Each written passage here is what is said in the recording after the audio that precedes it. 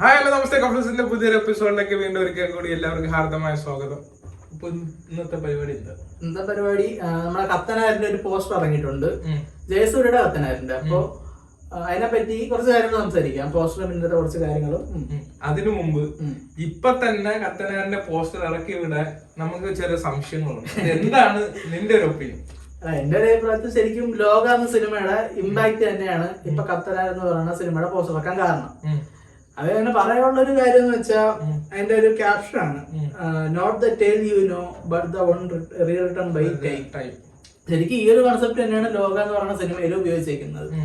നമുക്ക് അറിയുന്ന ഒരു കഥയല്ല, അതിന്റെ പിന്നില് മറ്റൊരു എഴുതപ്പെട്ടൊരു കഥയുണ്ട് ഉണ്ട് എന്ന ലോകയിൽ പറയുന്ന ഒരു കൺസെപ്റ്റ് അതാണ്. നമ്മുടെ ക്യാപ്ഷനിലുള്ളത് അത് തന്നെയാണ്. പിന്നെ ഈ കത്തനാര് നമ്മുടെ ലോകയിൽ വരുന്നുണ്ട്, ചിലപ്പോ അത് ഇതും സെയിം ആയിട്ടുള്ള ഒരു കഥയാവാൻ സാധ്യത വളരെ കൂടുതലാണ്. ചിലപ്പോ അതിന്റെ ഒരു പേടി കൊണ്ടായിരിക്കും ഇപ്പൊ ഇറക്കി വിട്ടത്, അങ്ങനെയുള്ള ഒരു ചാൻസ് ഉണ്ട്. അല്ലെങ്കിൽ ഒരു പ്രൊമോഷന്റെ ഭാഗമായിട്ട് ഇപ്പോഴാണ് കറക്റ്റ് ടൈം, കത്തനാരിനെ കുറിച്ച് എല്ലാവരും ചർച്ച ചെയ്ത് തുടങ്ങി, അതുകൊണ്ട് ഇടാം എന്നുള്ളത്. ഇങ്ങനെ രണ്ട് വശങ്ങളുണ്ട്.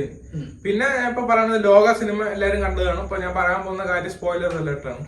കത്തനാരിന്റെ ഭാഗം ലോകയിൽ വരുന്ന ടൈമിൽ നീലിനെ തളച്ചിട്ട് നീലിയിലൂടെ ഒരു പോസിറ്റീവ് ഇമ്പാക്റ്റിലാണ് പറയുന്നത്. അതായത് ഞാൻ നിന്റെ ഫ്യൂച്ചറിലേക്ക് നിനക്ക് വേണ്ട സഹായങ്ങൾ ചെയ്തു തരുന്ന ഒരാളാണ്. നാട്ടുകാരെ കണ്ണിൽ ഞാൻ പൊടിയിട്ടിട്ടുണ്ട്, കാര്യം നിന്നെ ഞാൻ തളച്ചെന്നൊക്കെ പറയുന്നുണ്ട്. പക്ഷെ ആക്ച്വലി അങ്ങനെയല്ല, കത്തനാരിന്റെ ഫാമിലിയാണ് ആ കഥയിലുടനീളം എല്ലാവരും സപ്പോർട്ട് ചെയ്യുന്നത്.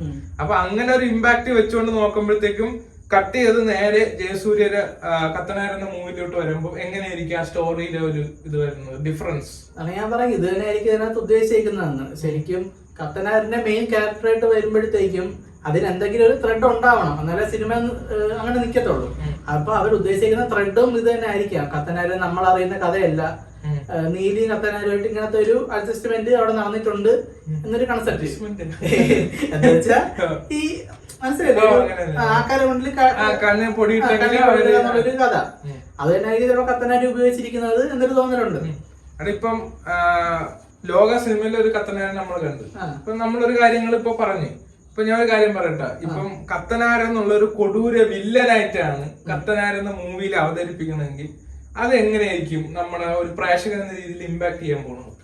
പ്രേക്ഷക എന്നുള്ള നിലയ്ക്കും ഒരു സിനിമ എന്ന നിലയ്ക്കും അത് ഒരുപാട് മെച്ചപ്പെട്ട സാധനമായിരിക്കും. പക്ഷേ സമൂഹത്തില് അത് കുറച്ച് വിവാദങ്ങളും പ്രശ്നങ്ങളും ഒക്കെ ഉണ്ടാക്കാൻ സാധ്യത വളരെ കൂടുതലാണ്.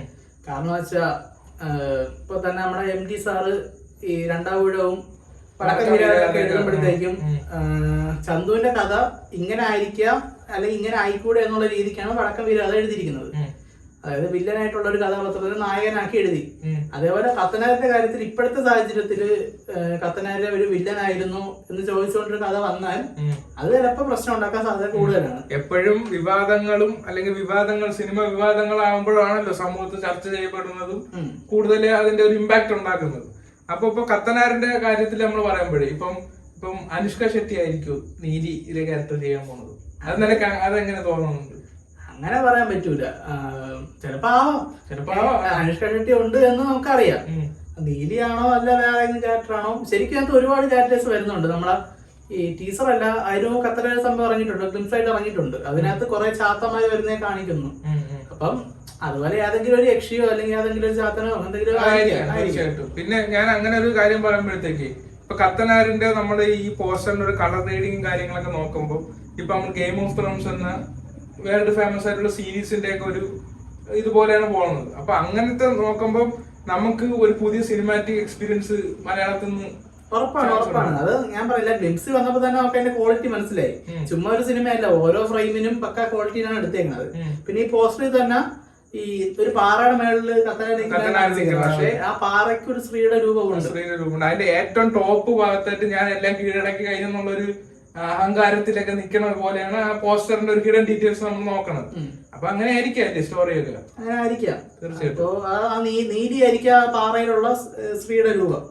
പിന്നെ ജയസൂര്യയുടെ ഇപ്പൊ ആക്ടിങ് കരിയറിൽ നോക്കുമ്പോൾ ഏതാണ്ട് ഒരു 2 വർഷം അടുപ്പിച്ചൊക്കെ ഈ സിനിമയ്ക്ക് വേണ്ടി അത്രയും കൊടുത്തിട്ടുണ്ട്. അപ്പം ഇപ്പൊ ബാഹുബലി ഇപ്പൊ പ്രവാസ് ചെയ്യുമ്പോഴും അവർ അത്രയും വർഷം കൊടുത്തെങ്കിൽ അവർക്ക് ഉറപ്പായിരുന്നു ഈ പടം അത്രയും വർക്കാവും. അപ്പം കത്തനാരിനോട് വരുമ്പോ അത്രയും വർക്കാവുന്ന അവർക്കൊരു ഇപ്പൊ ഒരു പ്രതീക്ഷ കാണുമായിരിക്കും. അപ്പൊ അത് എത്രത്തോളം സക്സസ് ആവുമായിരിക്കും?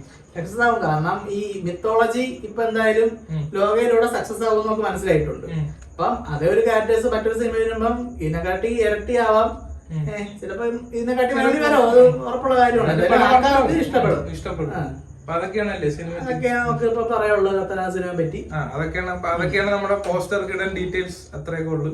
അപ്പൊ പുതിയ പോസ്റ്റർ വിശേഷങ്ങളും സിനിമ വിശേഷങ്ങളും അറിയാൻ ഈ ചാനൽ സബ്സ്ക്രൈബ് ചെയ്യൂ. പുതിയ വിശേഷങ്ങളുമായി ഞങ്ങൾ ഉടനെ വരാം. Until then, line cut.